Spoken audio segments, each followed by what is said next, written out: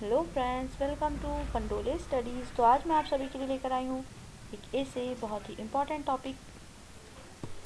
आज मैं आप सभी को बताने वाली हूँ एक बहुत ही महान शख्सियत के बारे में, जो आज कल ही हमारे बीच से अब नहीं रही है हमारे बीच। उनका नाम है Lata Mangeshkar.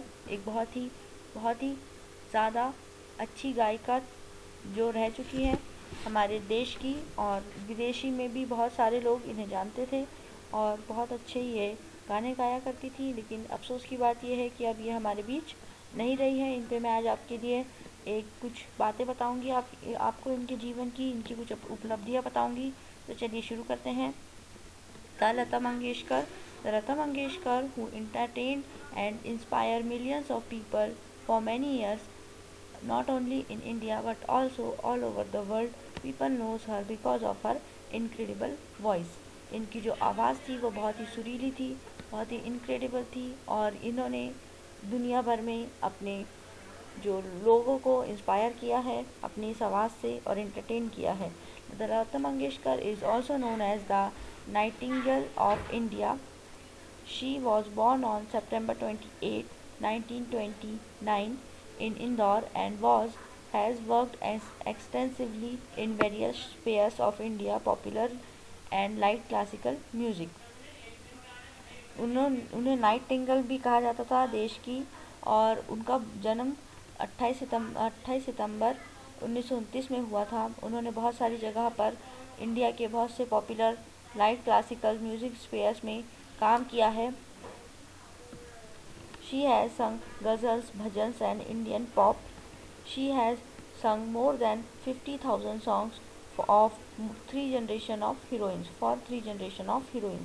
From Madhubala to Zinat Aman to Kajol, she has become the most recorded artist in the world with the Guinness Book of World Record.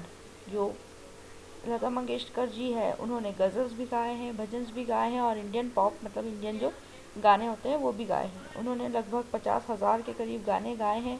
3 generation तक की हीरोइंस जैसे कि मधुबाला से जीनत अमान और काजोल तक उन्होंने बहुत सारे गाने रिकॉर्ड किए, और उनका नाम Guinness book of world record में लिखा है सबसे ज़्यादा गाने गाने की उस पर।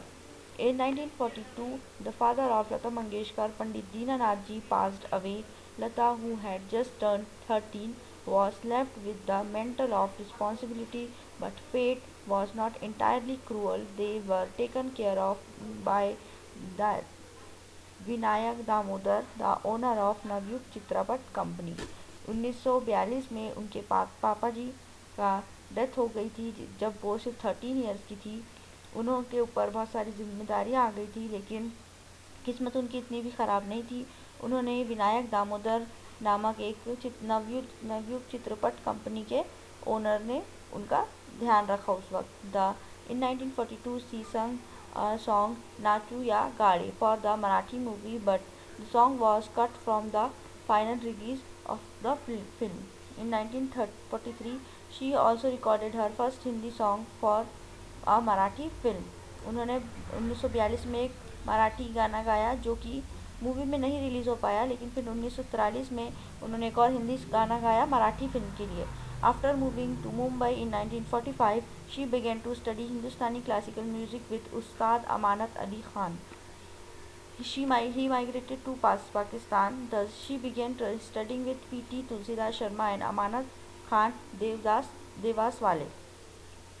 जब वो मुंबई आई 1945 में, तो उन्होंने पहले उस्ताद अमानत अली ख़ान के साथ क्लासिकल म्यूज़िक की ट्रेनिंग ली, और उसके बाद जब वो पाकिस्तान चले गए तो उन्होंने पंडित तुलसीदास शर्मा और अमानत अली देवदास वाले कोई दूसरे थे उनके सामने उन्होंने पढ़ाई की, उनके मतलब म्यूज़िक की।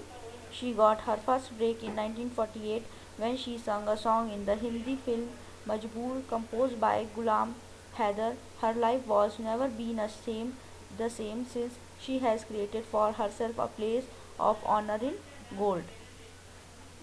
इसके बाद जब 1945 में उन्हें एक ब्रेक मिला, एक हिंदी फिल्म का गाना मिला जो कंपोज किया गया था गुलाम हैदर द्वारा, उसके बाद उनकी पूरी ज़िंदगी बदल गई। और Lata Mangeshkar versatility as a singer is demonstrated by the fact that she has sung in a number of languages ranging from love songs and blues to classic and raga songs to bhakti and devotional. Nothing seems to have been left untouched and unexplored by her. Lata Mangeshkar की versatility ये थी, उनकी खासियत ये थी कि उन्होंने सारी लैंग्वेजेस में गाना गाया, बहुत सारी लैंग्वेजेस में गाना गाया, लव सॉन्ग्स से बहुत सारे रेंजेस में भी गाना गाया, लव सॉन्ग्स भी गाए, रागा सॉन्ग्स भी गाए, भक्ति सॉन्ग्स भी गाए और इसी के साथ इसी तरह से बहुत सारी लैंग्वेजेस में गाने गाए. Her voice has breathe life and texture into thousands of songs. The voice of her song symbolise the voice of India in the world.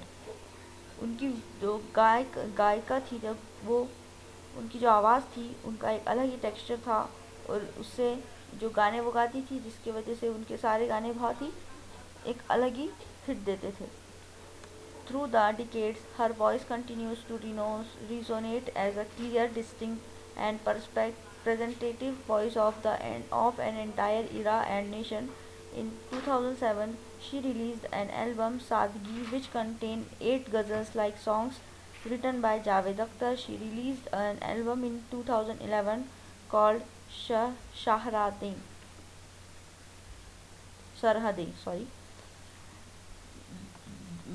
Decades पे डिकेड्स बीतते गए, उनकी वॉइस बहुत सारे सालों तक राज करती रही हमारी इंडस्ट्री पर और 2007 में उन्होंने एक एल्बम सादगी किया. उसमें 8 गज़ल्स थी, जावेद अख्तर साहब द्वारा लिखी गई और 2011 में उन्होंने फिर से एक एल्बम रिलीज़ किया जिसका नाम था सरहदें.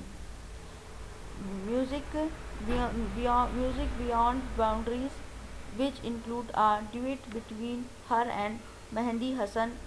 On 28 November 2012, she launched her own recorded label LM Music with an album of bhajans. She performed with her sister Usha in this album. 28 नवंबर 2012 में उन्होंने खुद का एक रिकॉर्डेड लेबल लॉन्च किया जिसका नाम था LM यानी लता मंगेशकर म्यूज़िक, जिसका जो उसमें भजन गाती थी और उनकी बहन के साथ गाती थी. She was nominated for the Rajya Sabha in 2000 for her contribution to vocal art and melody. This is also an important field of her work.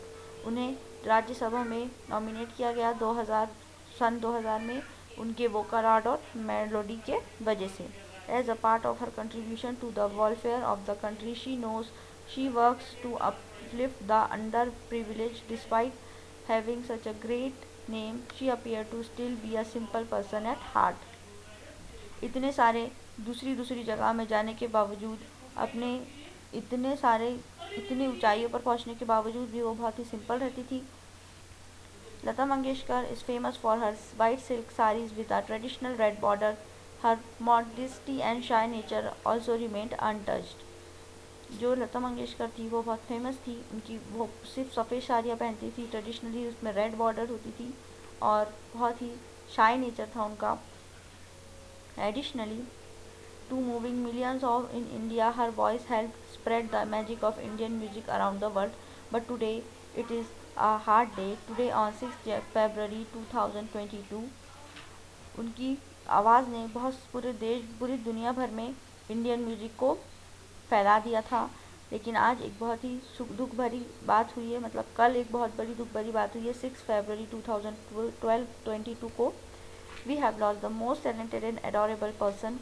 जो लता मंगेशकर जी जो बहुत टैलेंटेड थी और एडोरेबल थी. We have lost the queen of Hindi music from the 1940s to the present day. आज तक जो 1940s से एक हिंदी म्यूज़िक की क्वीन हमारे साथ थी, आज हमने उसे खो दिया है. मतलब आज 6 फरवरी 2022 को लता मंगेशकर जी का देहांत हो चुका है. उनके याद हम हमेशा वो हमारे दिलों में रहेंगी. और इसी के साथ ये वीडियोस यहाँ पे ख़त्म होता है. आप ऐसे ही वीडियोस के लिए पंडोले स्टडीज़ को सब्सक्राइब करके बेल आइकन को हिट कर लीजिए, वीडियो की नोटिफिकेशन ऑन कर लीजिए. So guys, thank you for watching this video. इस वीडियो को ज़्यादा से ज़्यादा लाइक कीजिए. इसके PDF लिंक के लिए हमारे डिस्क्रिप्शन में जाइए, आपको हमारे वेबसाइट पे इसकी PDF लिंक मिल जाएगी. और ज़्यादा से ज़्यादा शेयर कीजिए, इस पर कमेंट्स करके मुझे बताइए कि कैसी लगी. और सब्सक्राइब कर लीजिए पंडोले स्टडीज़ को. Thank you for watching.